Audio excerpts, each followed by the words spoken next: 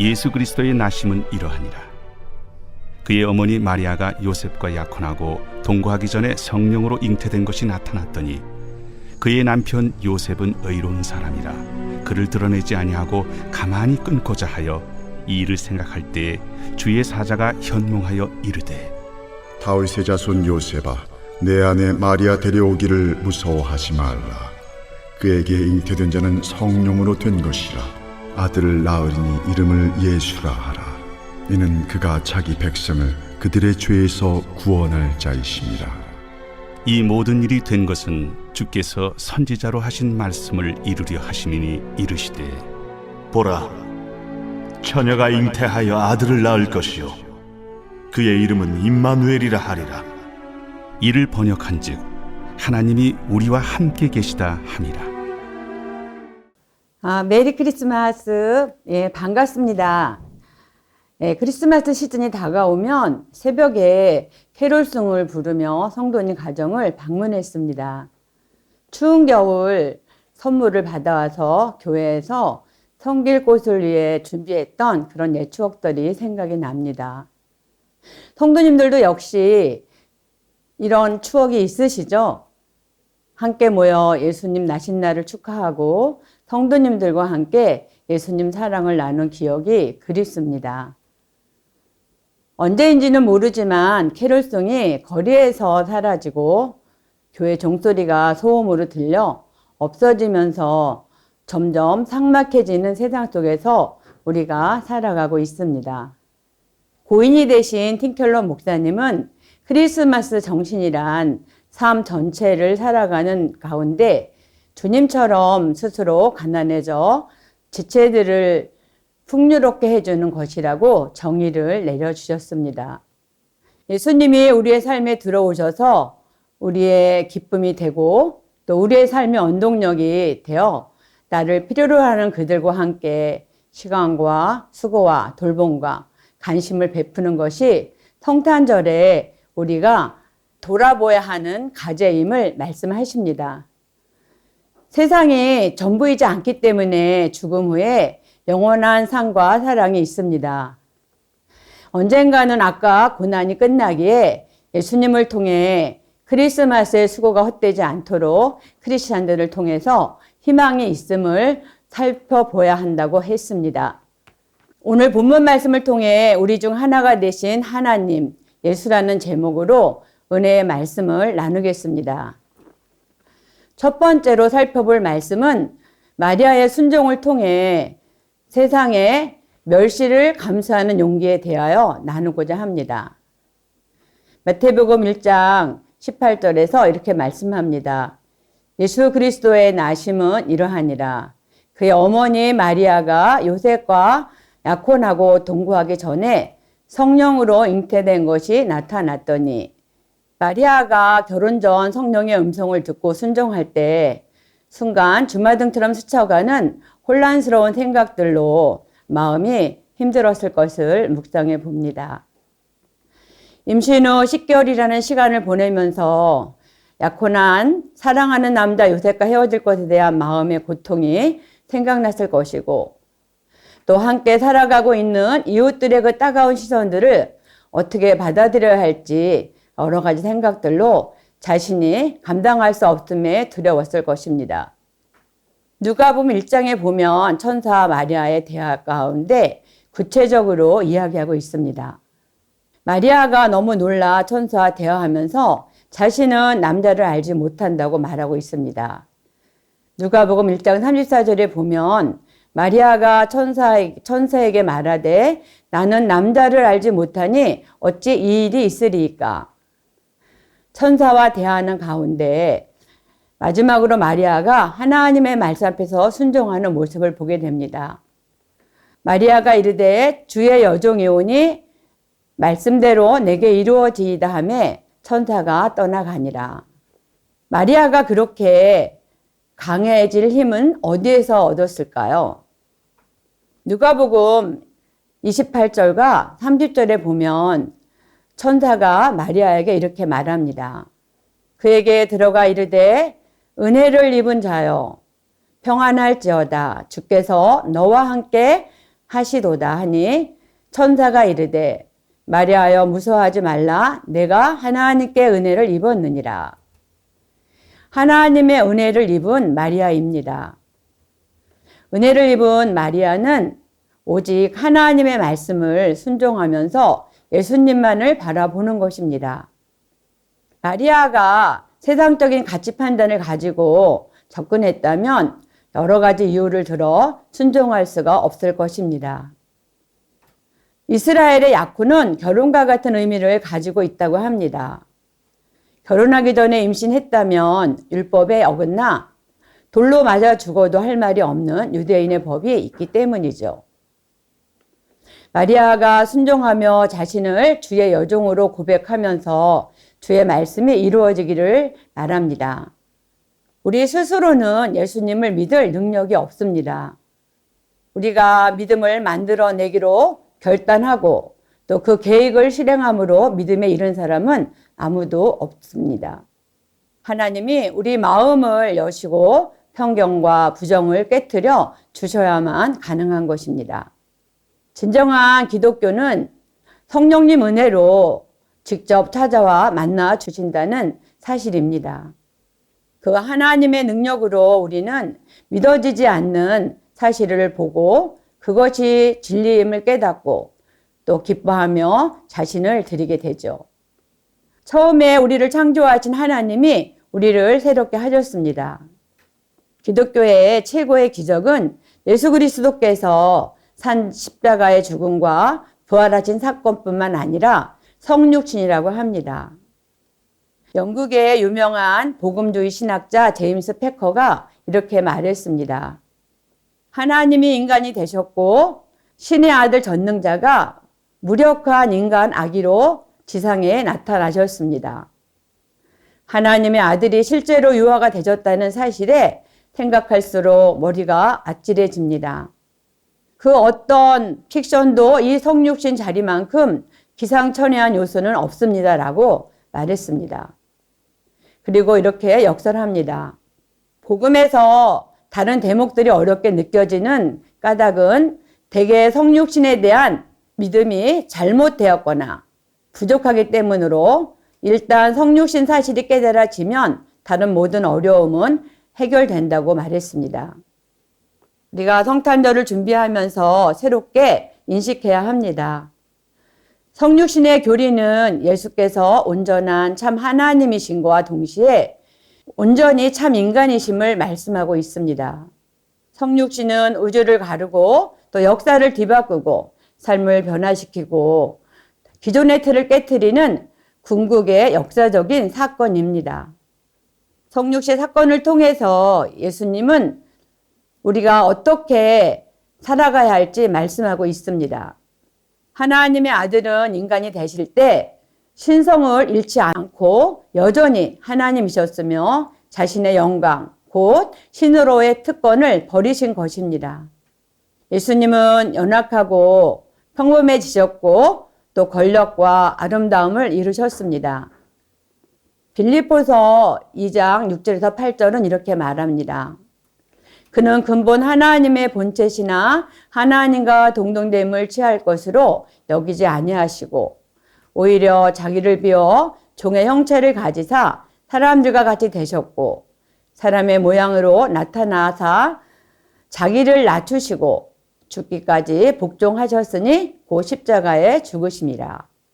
하나님께서 인간이 되어 자신의 영광을 비우셨다는 사실을 통해 우리에게 주시는 메시지가 있습니다. 크리스마스의 정신은 권력 있고 세상의 화려한 삶을 동경하고 따라가는 것이 아닙니다.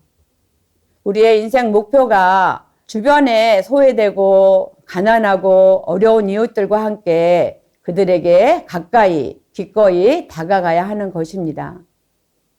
성육신의 의미는 하나님이 고난당하셨고 하나님이신 그 예수님이 고난을 이겨내셨다는 것입니다.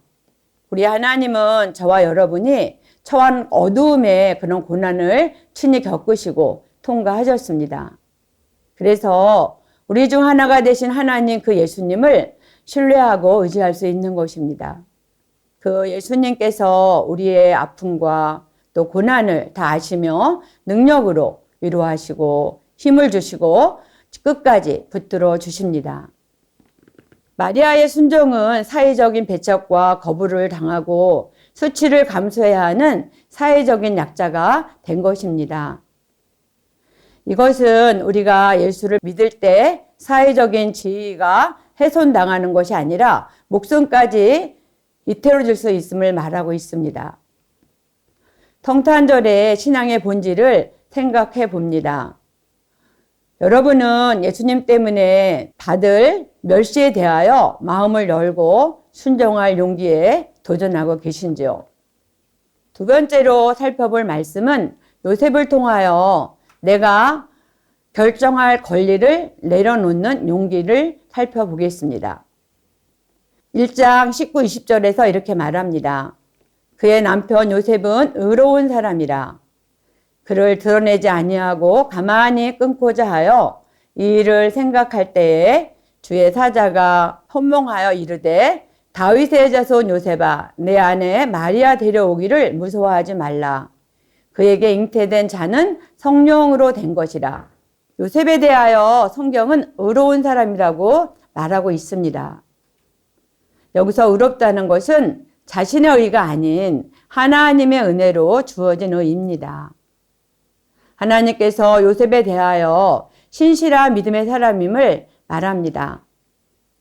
마리아 임신 소식을 듣고 조용히 정리하려는 마음 자체를 보면 요셉의 성품이 나타납니다. 요셉은 믿음의 명문가 집안입니다. 다윗의 자손, 요셉의 자손이라고 말하고 있습니다. 아내 마리아의 부정에 대하여 남편의 권리를 사용할 수 있습니다. 그러나 요셉은 자신의 생각을 내려놓습니다. 그 이유가 하나님의 말씀에 대한 자세입니다. 요셉도 메시아가 이 땅에 속히 오기를 기다리는 믿음의 사람이었습니다. 주의 사자 천사가 나타나 마리아가 성령으로 잉태됨을 말씀했습니다. 이어서 요셉에게 아들의 이름을 예수라고 지어주셨습니다.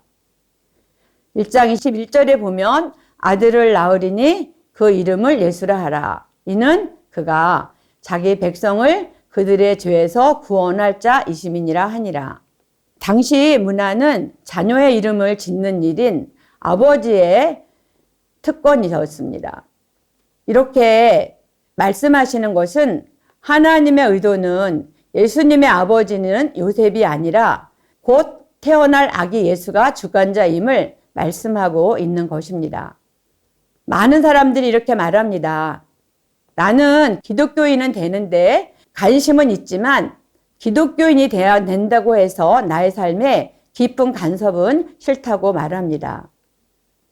많은 사람들이 교회 다니며 기독교인이 되지만 관심은 있지만 크리스찬의 신실한 삶에 대한 관심도 없고 또 지나친 간섭이 싫다고 말하고 있습니다.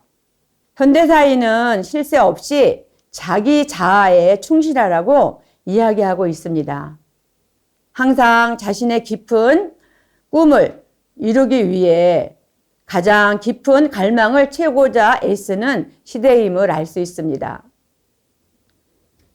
예수님이 우리 삶에 들어오기 전까지는 우리가 누구인지 알 수 없습니다.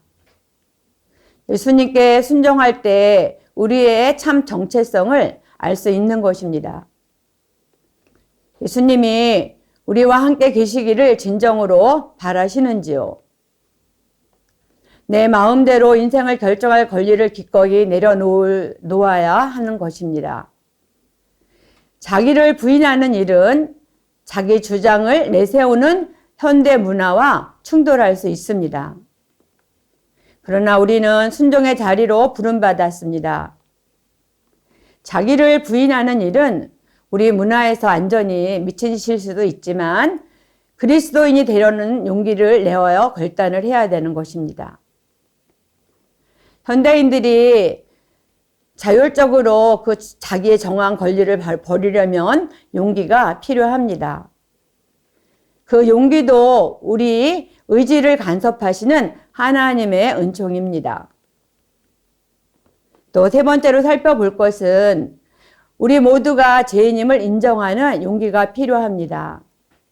1장 23절에서 이렇게 말씀합니다. 보라, 처녀가 잉태하여 아들을 낳을 것이요 그의 이름을 임마누엘이라 하리라 하셨으니 이를 번역한즉 하나님이 우리와 함께 계시다 함이라. 임마누엘에는 세 가지 개념이 있습니다. 첫째는 하나님이고, 둘째는 인간이시며, 셋째는 우리와 함께 계십니다. 임마누엘 하나님이 이 땅에 오셔야만 할까요? 약속대로 오셨던 예수님은 약속대로 마지막 그날에 다시 오실 것입니다. 창세기 3장 15절에서 이렇게 말씀합니다.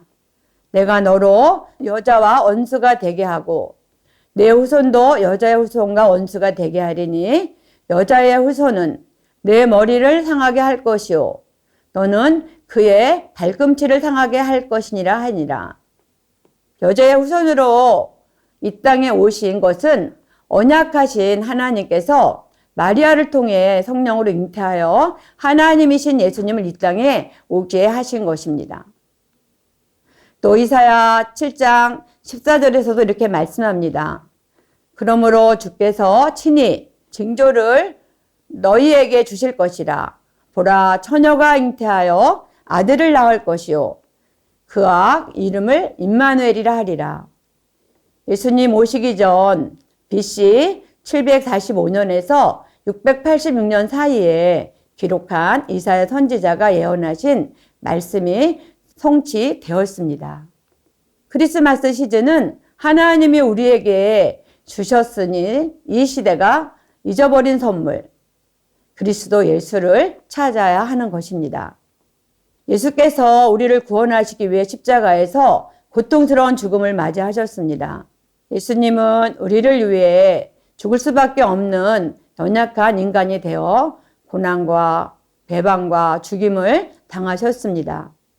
이 모든 일을 우리를 위해 수치를 당하시고 그것을 가치 있게 여기셨습니다. 우리를 위해 어둠에 직면하신 예수님을 바라볼 때 우리도 어떤 어둠에도 능히 직면할 수 있습니다. 크리스마스 시즌은 한 해 가운데 세속 사회와 교회가 조금이나마 비슷한 것을 생각하는 유일한 때입니다. 우리가 먼저 성탄절의 의미를 올바로 알아야 복음을 전할 수가 있습니다. 우리를 찾아오신 이 땅에 오신 그 예수님의 이름을 되찾고 그분이 다시 이 세상에 오실 때까지 우리가 어떻게 살아야 할지 결단하는 성탄절이 되시기를 바랍니다. 그리스도인의 삶은 고상한 행위와 성취로 시작되는 게 아니라 지극히 단순하고 평범한 삶으로 시작합니다. 시간이 가면서 우리 안에 생명과 기쁨이 자라는데 역시 평범한 가운데 우리의 일상적인 실천을 통해서 지켜지는 것입니다. 매일 말씀에 순종하는 삶, 성경을 읽고 또 기도를 하는 것, 예배에 참석하고 그 형제 그리스도 안에서 형제 자매를 이웃을 섬기고 또 환난 중에 있을 때 예수님을 의지하는 것이 될 수 있습니다. 이렇게 조금씩 믿음이 자라다 보면 우리의 삶은 기쁨의 생수의 강이 흘러 넘치게 됩니다. 기쁨의 통로가 평범하다고 해서 거기에 구애받지 마십시오. 그 평범한 속에는 복음의 평범한 풍요로움이 숨어 있음을 기억하십시오. 성탄절에 죄인들을 위해 찾아오신 그 예수님을 임마누엘 하나님의 은혜를 누리시기를 축복합니다. 이 시간 우리가 다 같이 세 가지 기도 제목을 읽고 기도하겠습니다. 마리아의 순종을 통해 이 땅에 예수님 오심을 감사합니다. 성탄절을 보내며 멸치천대는 내가 받고 구원의 은혜를 마음 깊은 곳에 간직하고 주의 말씀에 순종하는 열매 맺게 하옵소서. 아멘. 내가 결정할 권리를 내려놓는 훈련을 하게 하옵소서. 내 뜻보다 주님의 뜻을 먼저 알게 하시고 순종의 훈련을 통해 임마누엘 하나님의 은혜를 누리는 성탄절이 되게 하옵소서. 아멘. 이번 주 금요 비전 기도회에서 말씀을 전하시는 항성수 목사님에게 성령의 충만함을 주시고 우리에게 꼭 필요한 말씀을 선포하게 하소서.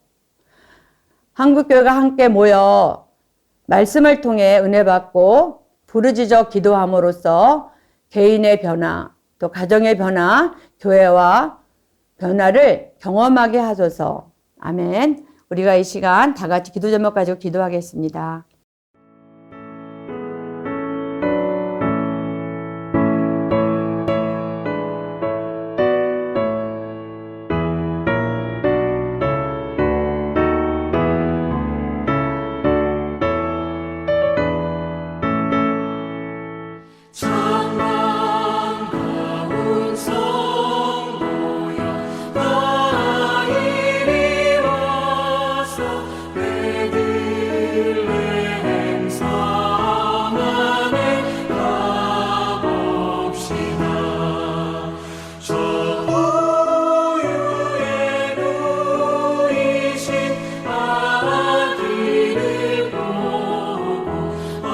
그